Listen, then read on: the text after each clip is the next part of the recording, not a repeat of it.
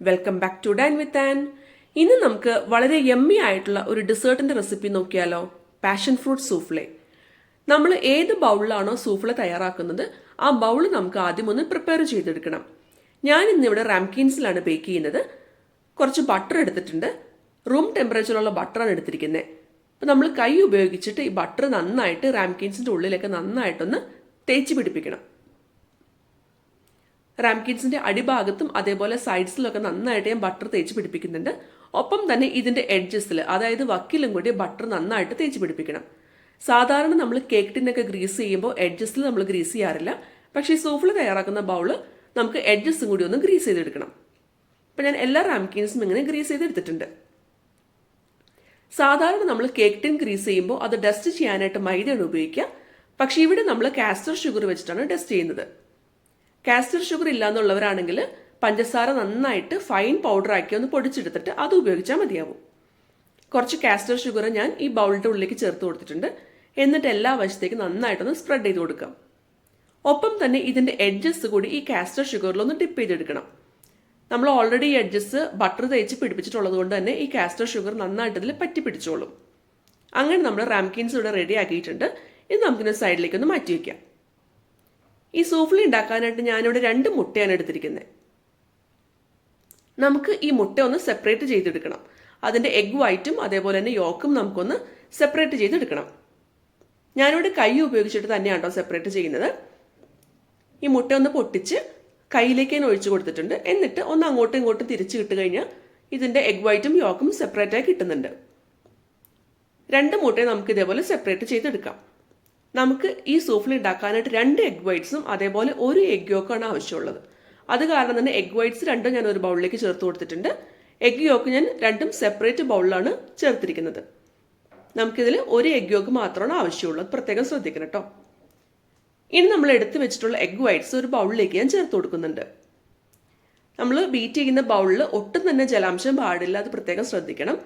എന്നിട്ട് ഒരു electric beater അല്ലെങ്കിൽ ഒരു ഹാൻഡ് വിസ്ക് ഉപയോഗിച്ചിട്ട് നന്നായിട്ടൊന്ന് ബീറ്റ് ചെയ്തെടുക്കാം. ഹാൻഡ് വിസ്ക് ഉപയോഗിക്കുകയാണെന്നുണ്ടെങ്കിൽ ഒരുപാട് സമയം എടുക്കും ബീറ്റ് ചെയ്യാനായിട്ട്, കൈയൊക്കെ വേദന എടുക്കാൻ ചാൻസ് ഉണ്ട്.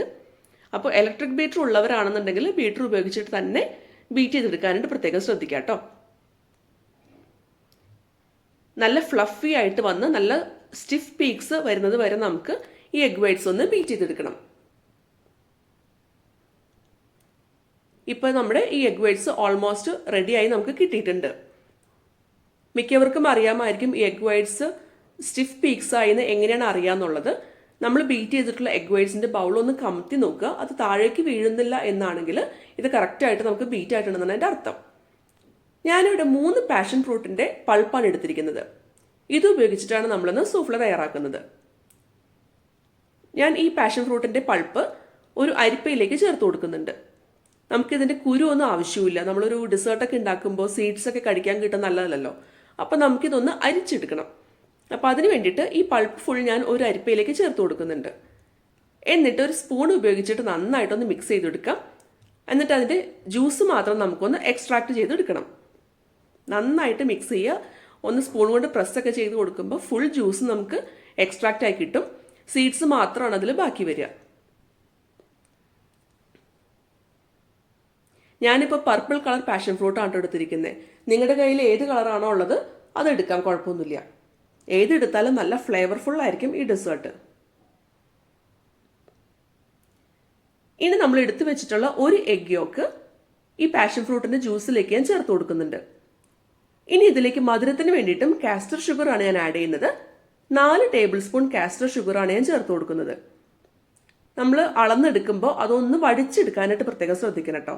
പിന്നെ നമ്മളൊന്ന് ടേസ്റ്റ് ചെയ്ത് നോക്കുക. പാഷൻ ഫ്രൂട്ടിന് ഒരുപാട് പുളിപ്പുണ്ടെന്നുണ്ടെങ്കിൽ കൂടുതൽ പഞ്ചസാര വേണ്ടി വരും. അപ്പം നമ്മുടെ ഓരോരുത്തരും ടേസ്റ്റ് അനുസരിച്ചിട്ട് ഒന്ന് അഡ്ജസ്റ്റ് ചെയ്യാം. ഇനി ഇതെല്ലാം കൂടി നമുക്ക് നന്നായിട്ടൊന്ന് ബീറ്റ് ചെയ്ത് എടുക്കണം. അപ്പം നമ്മളിവിടെ എഗ് യോക്ക്, അതേപോലെ പാഷൻ ഫ്രൂട്ടിൻ്റെ ജ്യൂസ്, അതേപോലെ തന്നെ കാസ്റ്റർ ഷുഗർ, ഇത് 3 കൂടിയിട്ടാണ് ഇപ്പോൾ ബീറ്റ് ചെയ്തെടുക്കുന്നത്. ഇത് കുറച്ച് നേരം ബീറ്റ് ചെയ്ത് കഴിയുമ്പോൾ നല്ല ക്രീമി ആയിട്ട് പെയിൽ യെല്ലോ കളറായിട്ട് വരും. അതുവരെ നമുക്ക് നന്നായിട്ടൊന്ന് ബീറ്റ് ചെയ്തെടുക്കണം. നമ്മൾ എഗ് വൈറ്റ്സ് ബീറ്റ് ചെയ്ത പോലെ ഒരുപാട് സ്റ്റിഫ് പീക്സ് ഒന്നും ആക്കേണ്ട ആവശ്യമില്ല. അത്യാവശ്യം നല്ല ക്രീമി ആയിട്ട് വന്നാൽ മാത്രം മതിയാവും. ഇനി ഇതിലേക്ക് നമ്മൾ ബീറ്റ് ചെയ്ത് വെച്ചിട്ടുള്ള എഗ് വൈറ്റ്സ് നമുക്ക് ചേർത്ത് കൊടുക്കണം. നമ്മൾ എഗ് വൈറ്റ്സ് ബീറ്റ് ചെയ്ത് ചേർക്കുമ്പോൾ ഒരിക്കലും ഫുള്ളായിട്ട് ആദ്യമേ ചേർത്ത് കൊടുക്കരുത്. ആദ്യം ഒരു പകുതി ചേർത്ത് കൊടുക്കാം. ഇനി നമ്മൾ ബീറ്റ് ചെയ്യരുത്. ഒരു സ്പാറ്റില ഉപയോഗിച്ചിട്ട് ജസ്റ്റ് ഒന്ന് ഫോൾഡ് ചെയ്ത് കൊടുത്താൽ മാത്രം മതിയാവും. ആ എഗ് വൈറ്റ്സിന്റെ പതയൊന്നും അടങ്ങാതെ തന്നെ നമുക്ക് കിട്ടണം. നമ്മളിത് മിക്സ് ചെയ്യുമ്പോൾ തന്നെ നല്ലൊരു സ്മെല്ലാണ് കേട്ടോ വരുന്നത്. പാഷൻ ഫ്രൂട്ടിന്റെ ഒരു അടിപൊളി നാച്ചുറൽ ആയിട്ടുള്ള ഫ്ലേവറാണ് നമുക്ക് കിട്ടുന്നത്. നമ്മൾ വേറെ വാനില എസൻസ് ഒന്നും ചേർക്കേണ്ട ആവശ്യമില്ല. സാധാരണ മുട്ട ചേർത്തിട്ട് ഏത് ഡെസേർട്ട് ഉണ്ടാക്കിയാലും നമ്മൾ വാനില എസൻസ് ചേർക്കാറുണ്ട്. പക്ഷേ ഇവിടെ ഈ പാഷൻ ഫ്രൂട്ട് നാച്ചുറൽ ആയിട്ടുള്ള ഒരു ഫ്ലേവർ എൻഹാൻസർ ആണ്. അപ്പം നമ്മൾ വേറെ എസൻസ് ഒന്നും വേണ്ട കേട്ടോ. അപ്പം ഇത് രണ്ടാമത്തെ ട്രിപ്പ് ഞാൻ എഗ് വൈറ്റ്സ് ചേർത്ത് കൊടുത്തിട്ടുണ്ട്. എന്നിട്ട് നന്നായിട്ടൊന്ന് ഫോൾഡ് ചെയ്തെടുക്കണം. ഒരുപാട് നേരം മിക്സ് ചെയ്യാതിരിക്കാൻ പ്രത്യേകം ശ്രദ്ധിക്കണം. ഒന്ന് ഫോൾഡ് ചെയ്തെടുത്താൽ മാത്രം മതിയാവും. ഇനി നമ്മൾ ഓൾറെഡി ഗ്രീസ് ചെയ്ത് ഡസ്റ്റ് ചെയ്ത് വെച്ചിട്ടുള്ള റാംകിൻസിലേക്ക് നമ്മൾ തയ്യാറാക്കി വെച്ചിട്ടുള്ള ഈ ബാറ്റർ ചേർത്ത് കൊടുക്കാം. ഇത് നമ്മൾ പ്രിപ്പയർ ചെയ്ത് അപ്പം തന്നെ ഉണ്ടാക്കണം കേട്ടോ. കാരണം ഈ എഗ് വൈറ്റ്സിന്റെ പാതയൊക്കെ അടങ്ങി കഴിഞ്ഞ് കഴിഞ്ഞാൽ സൂഫ്ലെ കറക്റ്റായിട്ട് നമുക്ക് കിട്ടില്ല. അതിന്റെ ടെക്സ്ചർ കൺസിസ്റ്റൻസി ഒന്നും കറക്റ്റായിട്ട് നമുക്ക് കിട്ടില്ല കേട്ടോ. നമ്മൾ ബാറ്റർ ഫില്ല് ചെയ്യുമ്പോൾ അതിന്റെ എഡ്ജസ് വരെ വക്ക് വരെ നിറയ്ക്കാനായിട്ട് പ്രത്യേകം ശ്രദ്ധിക്കണം. സാധാരണ കേക്ക് ബാറ്ററൊക്കെ നമ്മൾ ഫില്ല് ചെയ്യുമ്പോൾ ഹാഫ് മാത്രമേ ഫില്ല് ചെയ്യാറുള്ളൂ. ഇനി നമ്മൾ പ്രീഹീറ്റ് ചെയ്ത് വെച്ചിട്ടുള്ള അവനിൽ വെച്ചിട്ട് 220 ഡിഗ്രീസിൽ 8 മിനിറ്റ് ഒന്ന് ബേക്ക് ചെയ്തെടുക്കണം. 8 മിനിറ്റ് കഴിഞ്ഞപ്പോൾ നമ്മൾ സൂഫ്ലെ പുറത്തൊക്കെ എടുത്തിട്ടുണ്ട്. നന്നായിട്ട് പൊങ്ങിയൊക്കെ വന്നിട്ടുണ്ട്. ഇതാണ് ഇതിൻ്റെ ഒരു കറക്റ്റ് കൺസിസ്റ്റൻസി എന്ന് പറയുന്നത്. കാണാൻ തന്നെ നല്ല ഭംഗിയില്ലേ. ഇനി നമുക്ക് ഇതിൻ്റെ മുകളിലേക്ക് കുറച്ച് കാസ്റ്റർ ഷുഗർ ഒന്ന് ഡസ്റ്റ് ചെയ്ത് കൊടുക്കണം. ഇത് നല്ല ചൂടോടുകൂടി കഴിക്കേണ്ട ഡെസേർട്ടാണ് കേട്ടോ. ഇതങ്ങനെ നമ്മൾ നേരത്തെ ഉണ്ടാക്കി വെച്ച് ഗസ്റ്റ് വരുമ്പോൾ നമുക്ക് നാളത്തേക്ക് കൊടുക്കാം അങ്ങനെയൊന്നും പറഞ്ഞ് നേരത്തെ ഉണ്ടാക്കി വെക്കാൻ നമുക്ക് പറ്റില്ല. അപ്പപ്പോൾ ഉണ്ടാക്കി അപ്പപ്പോൾ സെർവ് ചെയ്യണം. ചൂടോട് കഴിച്ചാലാണ് അതിൻ്റെ ഒരു കറക്റ്റ് ടേസ്റ്റ് നമുക്ക് കിട്ടുള്ളൂ. അപ്പം എല്ലാവരും ട്രൈ ചെയ്ത് നോക്കണം കേട്ടോ. ഇതേവരെ പാഷൻ ഫ്രൂട്ട് ഉപയോഗിച്ചിട്ട് ഇങ്ങനെ ഒരു ഡെസേർട്ട് ട്രൈ ചെയ്യാത്തവരൊന്ന് ട്രൈ ചെയ്ത് നോക്കൂ. പാഷൻ ഫ്രൂട്ടൊക്കെ നാട്ടിൽ മിക്കവരുടെ വീട്ടിൽ സുലഭമായിട്ട് കിട്ടുന്ന ഫ്രൂട്ടല്ലേ. വേറെ കാശ് ചിലവെന്ന് പറയാനൊന്നുമില്ല. മുട്ട നമ്മുടെ വീട്ടിലുണ്ടാവും. കാസ്റ്റർ ഷുഗർ ഇല്ലാന്നുണ്ടെങ്കിൽ പഞ്ചസാര മിക്സിയിലിട്ട് നന്നായിട്ടൊന്ന് പൊടിച്ചെടുത്താൽ മാത്രം മതിയാവും. ഒരുപാട് സമയം നമുക്ക് ബേക്ക് ചെയ്യേണ്ട ആവശ്യമില്ല. ആകെ 8 മിനിറ്റ് മാത്രം നമുക്ക് ബേക്ക് ചെയ്തെടുത്താൽ മതി. അപ്പം എല്ലാവരും ട്രൈ ചെയ്ത് നോക്കണം. എല്ലാവർക്കും ഇഷ്ടമാവും. വീഡിയോ ഇഷ്ടമായെന്നുണ്ടെങ്കിൽ ലൈക്ക് ചെയ്യാനും കമൻറ്റ് ചെയ്യാനും ഷെയർ ചെയ്യാനും മറക്കരുത്.